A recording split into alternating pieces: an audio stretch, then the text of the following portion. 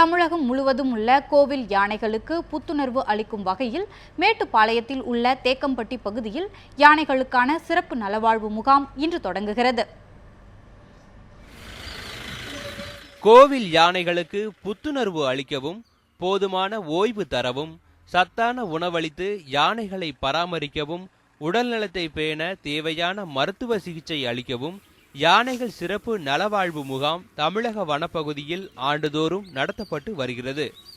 அதன்படி தேக்கம்பட்டி வனம் பத்திரகாளியம்மன் கோவில் அருகே உள்ள பவானி ஆற்றுப்படுகையில் இன்று முதல் பிப்ரவரி 23 வரை 48 நாட்கள் யானைகளுக்கான புத்துணர்வு முகாம் நடைபெறுகிறது. இந்த முகாமில் பங்கேற்க தமிழகம் முழுவதும் உள்ள கோவில்களிலிருந்து 30 யானைகள் தேக்கம்பட்டிக்கு வந்துள்ளன. உலகத்திலே எங்கேயும் இல்லாமல் எந்த உயிருக்கும் காட்டாத கருணை 15 நாளைக்கு ஒருக்க நாங்கள் இதை டாக்டர்கிட்ட கூட்டு போய் மருத்துவ சான்றிதழ் பரிசோதனை பண்ணி வச்சுருக்கோம்.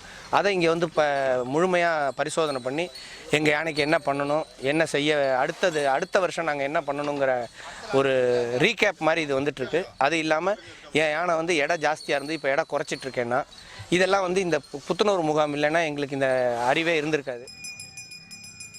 கோவில்களில் திருப்பணிகளை மட்டும் பார்த்து வளர்ந்த யானைகள் ஓராண்டுக்கு பின்னர் முகாமில் சந்தித்து கொண்டபோது பாசத்தை வெளிப்படுத்திய காட்சி பார்ப்பவர்களை நெகிழ்ச்சி அடைய வைத்தது.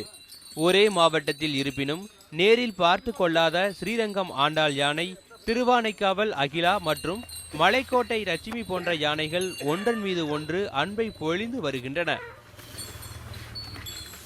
எப்படின்னாக்கா ஊரில் எல்லாம் கேட்குறாங்க, எப்போ புத்துணர்ச்சி நிமிடம் நடக்குமே, ஏன் இவ்வளோ போலையா நீங்கள் ஆர்வமாக, பொதுமக்கள்லாம் ஒரு ஆர்வமாக கேட்குறாங்க. இந்த திட்டங்கள் பொதுமக்கள் இடத்துல அவ்வளோ நல்ல ரீச் ஆகிருக்கு. கலந்துக்கணும், எங்கள் குத்திரோட கோயில் யானை கலந்துக்கணும், சீரக யானை கலந்துக்கணும், மலைக்கோட்டை யானை கலந்துக்கணும், தவறாமல் அந்த ஒரு ஆண்டு இது மாதிரி சிறப்பாக நடக்கும்போது அந்த நிகழ்ச்சியில் கலந்துக்கிட்டு யானைக்கு வேண்டிய எல்லா நலங்களும் இப்போ கிடைக்கணும். அது எப்படின்னா இந்த கேம்பில் தான் கிடைக்காது. முகாமில் யானைகளுக்கான பசுந்தீவனம், ஊட்டச்சத்து உணவுகள் தயார் நிலையில் வைக்கப்பட்டுள்ளன.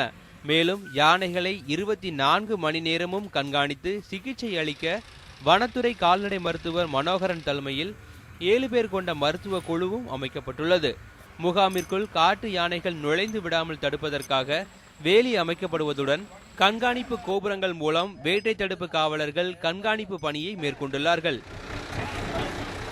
இந்த முகாமில் பங்கேற்கும் யானைகளுக்கு பார்த்திங்கன்னா நடைப்பயிற்சி, மருத்துவ சிகிச்சை அப்படிங்கிறது தொடர்ந்து இங்கே ஒரு குழு அமைச்சு அதுக்கான தொடர்ந்து எப்பவும், அதாவது 24 மணி நேரமும் தொடர்ந்து கண்காணிப்பில் இருக்கப்படும் அப்படின்னு சொல்லி அறநிலைத்துறை அதிகாரிகள் தெரிவிச்சிருக்காங்க. அதே சமயத்தில் இங்கே வரக்கூடிய யானை பாகங்களுக்கும் பார்த்திங்கன்னா அவர்களுடைய அடிப்படை தேவைகளுக்காக உணவு மற்றும் மருத்துவ சிகிச்சை போன்ற அனைத்து ஏற்பாடுகளும் செய்யப்பட்டுள்ளது.